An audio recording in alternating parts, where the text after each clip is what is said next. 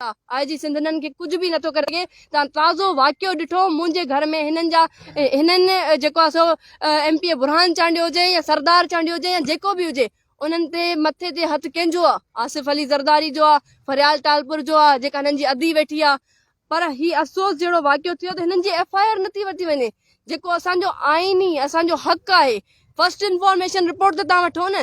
बिलावल ज़रदारी जो मूं मौक़िफ़ ॿुधो हिन ते, हू चए थो त शफ़ाफ़ इन्वेस्टिगेशन कयो। तव्हां ॿुॾी मरो, हिते लाश पिया आहिनि, शफ़ाफ़ इन्वेस्टिगेशन कयो। तव्हां फर्स्ट इंफॉर्मेशन रिपोर्ट वठो, उन खां पोइ तव्हां इन्वेस्टिगेशन करायो। तव्हां रिपोर्ट नथा वठो, आईनी जेको हक़ आहे उहो असांखे नथो ॾिनो वञे। त चीफ जस्टिस ऑफ पाकिस्तान खे असां गुज़ारिश कंदासीं त हिननि खे लगाम ॾिनो वञे। हितां जे वॾेरनि खे ड्रिजनि उन्हनि ॾींहंनि खां, हे सभु वेठा आहिनि अॼु रोडनि ते। असां हाणे मुज़म्मत न कंदासीं, असां हिन जेको आहे सो निज़ाम जी मरम्मत करण लाइ निकिता आहियूं, असां मज़ामत करण जे लाइ निकिता आहियूं। असां तव्हांजो हाणे मज़ीद बर्दाश्त न कंदासीं। मुराद अली शाह साहब कन खोले ॿुध, अल्लाह जी ज़ात इन्हनि मज़लूमनि सां गॾु आहे।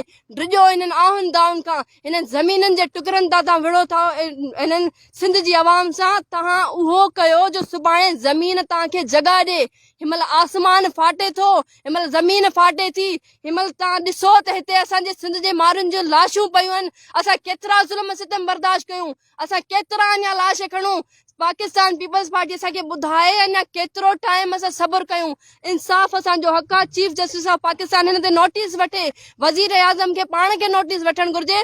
मुराद अली शाह साहब खे त असां चऊं ई न त हू पाण पुॼिया हिते सिंधियुनि जा लाश पिया आहिनि। तव्हां सिंधियुनि जे नाले ते सियासत कयो था, सिंध काट घेरो था ऐं तव्हां हिते पहुता न आहियो। तव्हां नोटिस न वरितो आहे। असांजे चवण जी त ज़रूरत ई न, हे रोड ब्लॉक करण जी ज़रूरत आहे ई कोन।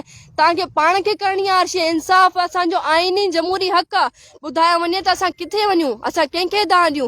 ही वाक़ा थी चुका आहिनि। असल में तव्हां ॿुधायो त सरदारी ऐं जागीरदारी निज़ाम, ही जेके क़बाइली तकरार आहिनि, हाणे 2 महीना पहिरियां अपेक्स कमेटी जी जेका मीटिंग थी, हुन में मुराद अली शाह साहब आहिनि जेके वेठा आहिनि अपेक्स कमेटी में, उन्हनि इहो फ़ैसिलो कयो त सिंध में क़बाइली तकरार जेके आहिनि उहे सरदार ख़तमु कराईंदा। त ॿुधायो वञे त पोइ असांजूं अदालतूं छाजे लाइ आहिनि, असांजी पुलिस छाजे लाइ आहे, असांजा ॿिया डिपार्टमेंट छाजे लाइ आहिनि? पोइ या त उहे डिपार्टमेंट तव्हां बंदि करे छॾियो। असां सिर्फ़ु हिकिड़ी डिमांड कयूं था, हिते जेके बि हिननि जूं डिमांड्स आहिनि जाइज़ डिमांड्स आहिनि, काई नाजाइज़ डिमांड न आहे। हिननि जूं डिमांड्स पूरियूं थियणु घुरिजनि, इंसाफ़ जूं तक़ाज़ाऊं पूरियूं थियणु घुरिजनि। जेके असांजूं लॉ एनफोर्समेंट एजेंसीज़ आहिनि उहे किथे